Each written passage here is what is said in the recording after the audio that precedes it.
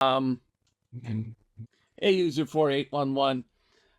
And so I will need to go down twice a month. And so twice a month down to London.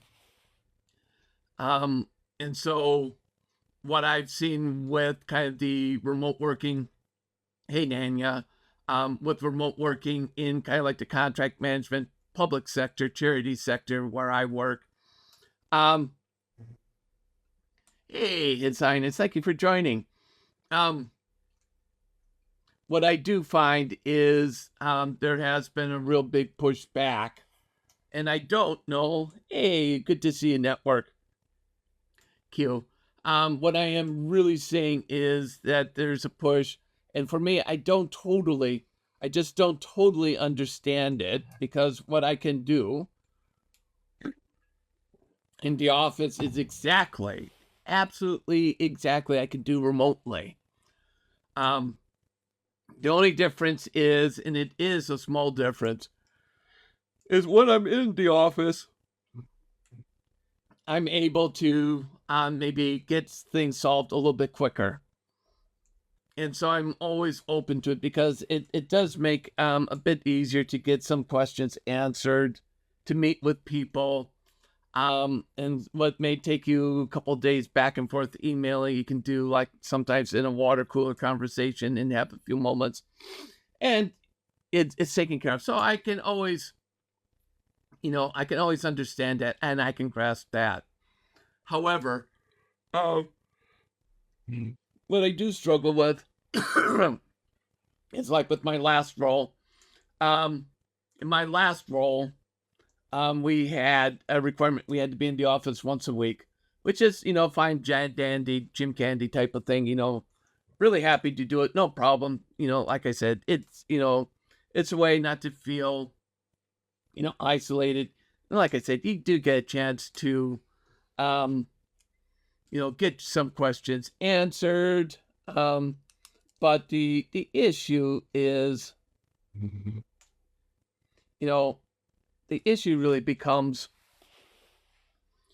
is how necessary is it? Because like I said, my last one, what would happen is I would go into the office, and you know what?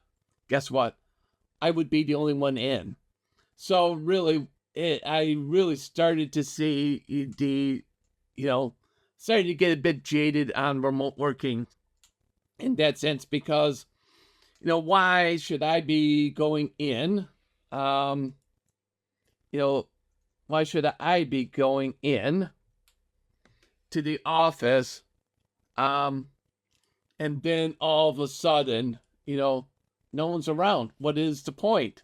I mean, I could be, emailing them, setting up Teams meetings, and just having those types of conversations, because it really didn't, make much difference. And two, what it did too was, Happy New Year, Irene.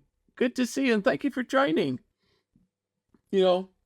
What it did do, it really just didn't. It was just, random day. I could go in any day I choose. The thing was too, for me, my team was virtual, meaning that, people were positioned in different locations, and I was the only one in my office for the team. So again, there wasn't a lot of purpose. And I would always offer to travel down, but they didn't want me traveling, but I could if I wanted to. Hey, Leah, thank you so much for the likes. Very much appreciated. Thank you so much.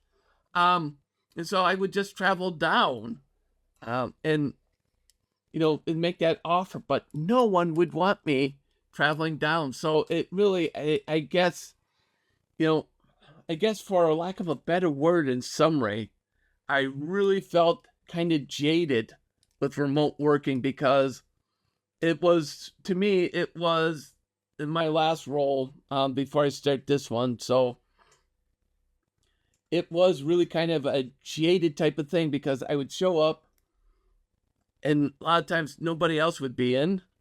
And if I was in, I was the only member of my team. People would say, oh yeah, And I would tell people when I would be in, but they would never book in to kind of ask any questions that they may have or try to work with me on stuff. And so it became more for me, I would say, a tick box type of exercise. And it really started to